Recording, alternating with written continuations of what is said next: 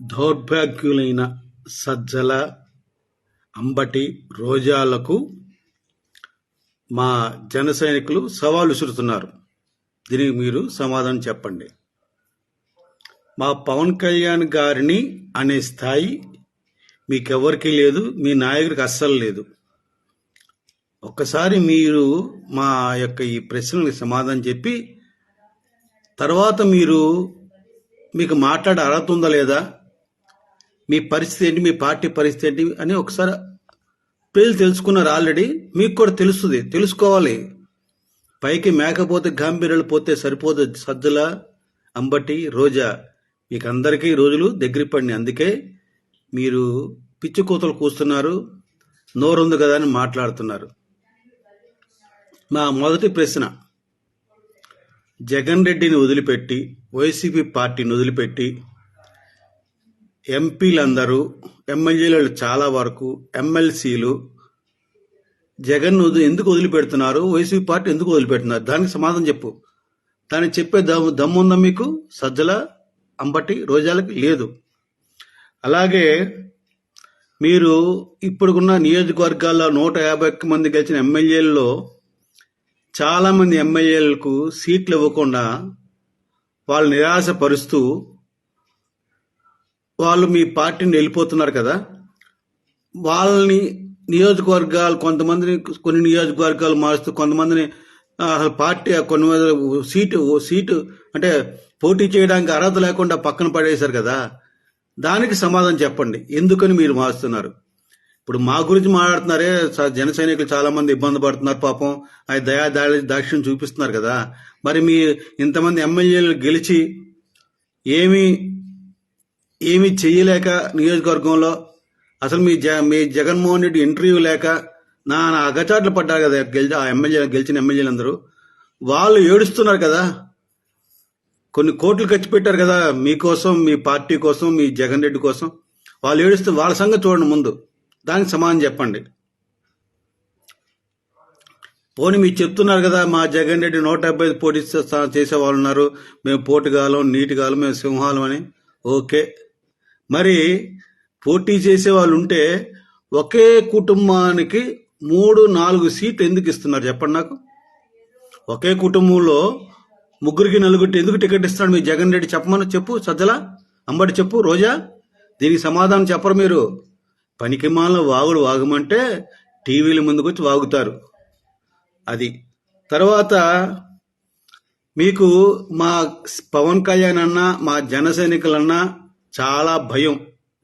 ఎంత భయం అంటే నిద్రపోరు మీరు. లేకపోతే 2 సంవత్సరాల నుంచి ఏడుస్తున్నారు జనసేన పార్టీకి గాజు గ్లాసు గుర్తు తీసేయాలని. 2 సంవత్సరాల నుంచి ఏడుస్తున్నారు. భారతీయ జనతా పార్టీకి ఎన్నో విన్నపాలు చేసుకున్నారు, అది మాకు తెలుసు. ఎలక్షన్ కమిషన్ దగ్గరికి వెళ్ళి మొరపెట్టుకున్నారు. ఆఖరి కోర్టుల్లో కూడా కేసులు వేశారు కదా. సజ్జల, గుర్తుందా? నువ్వే కదా వేయించింది. అంబటి, కోర్టులో కేసులు వేయించారు కదా, గాజు గ్లాస్ గుర్తు తీసి పవన్ కళ్యాణ్కి జనసేన పార్టీ ఉండకూడదని. రోజా, మాట్లాడు. ఎందుకేసారు కోర్టులో కేసులు? మా పార్టీ అంత భయం లేనప్పుడు, మా పార్టీ అంటే అంత ఎటకారమై మాట్లాడుతున్నారే, మరి ఆ గాజు గ్లాసు గుర్తు చూస్తే ఎందుకు భయపడుతున్నాడు జగన్మోహన్ రెడ్డి? మీరు చెప్పండి, దానికి సమాధానం చెప్పండి. ఎందుకు సజ్జల టీవీల ముందు వచ్చిరా నవ్వుకుంటూ పైకి గంభీరంగా మేకపోతే ఎందుకు ప్రదర్శిస్తావు? మీకు ఓటమి ఖాయం అయిపోయింది. ఏ రోజైతే పవన్ కళ్యాణ్ గారు రాజమండ్రి సెంట్రల్ జైలుకి వెళ్ళి చంద్రబాబు నాయుడు గారిని కలిసి బయటకు వచ్చి పొత్తు ప్రకటించాడో, వెళ్తున్నాను నేను తెలుగుదేశం పార్టీ కలిసి పొత్తుకు వెళ్తున్నాను ఎప్పుడు ప్రకటించాడో ఆ రోజే మీకు ఓటమి ఖాయం అయిపోయింది. మీకు ముచ్చెమటలు పట్టినాయి. దాన్ని కప్పిపుచ్చుకోవడానికి ఈ సొల్లువాగుడు, మీ సోషల్ మీడియా ద్వారా ఎన్నో, అటు తెలుగుదేశం పార్టీ చంద్రబాబు నాయుడు ఫోటో పెట్టి, లోకేష్ ఫోటోలు పెట్టి జనసేన పార్టీ నాయకులను అవమానపరచడం, ఈరోజు తక్కువ సీట్లు ఇచ్చారని చెప్పి మీరే మీ యొక్క వైసీపీ బ్యాచ్, పేటీఎం బ్యాచ్, దొంగలు కుక్కలు పనికిమాల ఎదవలందరూ కలిసి పేరుకి చంద్రబాబు నాయుడు బొమ్మ పెట్టిన పవన్ కళ్యాణ్ బొమ్మలు పెట్టేసి మా పవన్ కళ్యాణ్ గారిని తక్కువ చేసి మాట్లాడుతున్నారే, సిగ్గుందా?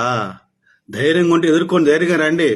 సిద్ధం అన్నాడు కదా, ఆ సిద్ధం ఏదో చూపించు, అంతేగాని సోషల్ మీడియాలో దొంగ డీపీలు పెట్టి అది కాదు, అది మగతనం అనిపించుకోదు. మీరు మగవాళ్ళు అయితే మగవాళ్ళగా పోరాడండి, యుద్ధం చేయండి. అది ఒకటే మేకల సారీ సజ్జల ఒకటే చెప్తున్నా నేను, నీకు గాని మీ యొక్క ఆంబోతు రాంబాబు గాని జబర్దస్త్ రోజాకి గాని ఎవరైనా సరే మీకు దమ్ము ధైర్యం ఉంటే జనసేన పార్టీని, తెలుగుదేశం పార్టీని, భారతీయ జనతా పార్టీని ఓడించాలనుకోవడం ఒక కళ, అదొక మిథ్య. ఓడించాలనుకోవడమే కళ, మిథ్య. నువ్వెన్ని ఎత్తులేసినా, మీరు మీ జగన్మోహన్ ఎన్ని ఎత్తులేసినా ఓడిపోవడం ఖాయం. ఈ ఓటమి ఖాయం. మీకు రోజులు దగ్గర పడినాయి. సరిగ్గా ఒక 2 నెలల కన్నా తక్కువే ఉంది, మీరు ఇంటికి వెళ్ళిపోతారు. మీరెవ్వరిని కూడా పవన్ కళ్యాణ్ గారు వదిలిపెట్టరు. ఇది తెలుసుకోండి, ఇది తథ్యం. తెలియదు, గమనించండి. దొంగ డీపీలు పెట్టి పవన్ కళ్యాణ్ గారి గురించి తక్కువ చేసి మాట్లాడుతున్నారు. దయచేసి పవన్ కళ్యాణ్ గారు చాలా ఉదారతతోటి ఈ రాష్ట్ర ప్రజల కోసం ఎన్నో మాటలు పడుతున్నాడు. ఆఖరికి ఈ రోజు కూడా ఈ పనికి మానే వాళ్ళందరూ మాట్లాడుతున్నారు. వాళ్ళ గురివింద గింజ సామెతలాగా వాళ్ళ ముడ్డి కింద ఉన్న ఎరుపు వాళ్ళకి తెలియట్లేదు. ఆ ఎరుపు కప్పిపుచ్చుకోవడానికి పవన్ కళ్యాణ్ గారి గురించి దౌర్భాగ్యం అట. ఆయన సీట్ ఆయన ప్రకటించుకోలేడట. ఇంతకన్నా నీచమైన మాటలు ఉంటాయా? ఆయన సీట్ ఎందుకు ప్రకటించుకోలేడైనా? ఆయన చంద్రబాబు నాయుడుకి పర్మిషన్ కావాలా? ఈ యథా మాటలు కాకపోతే. అందరికీ రోజులు దగ్గర పడినండి. మీరు కూడా అన్ని గ్రహించమని, ఏం జరుగుతుందో తెలుసుకోమని, పవన్ కళ్యాణ్ గారు నిజాయితీ కలిగిన వ్యక్తి, నిలువెత్తు నిజాయితీకి మారిపోయారే పవన్ కళ్యాణ్ గారు.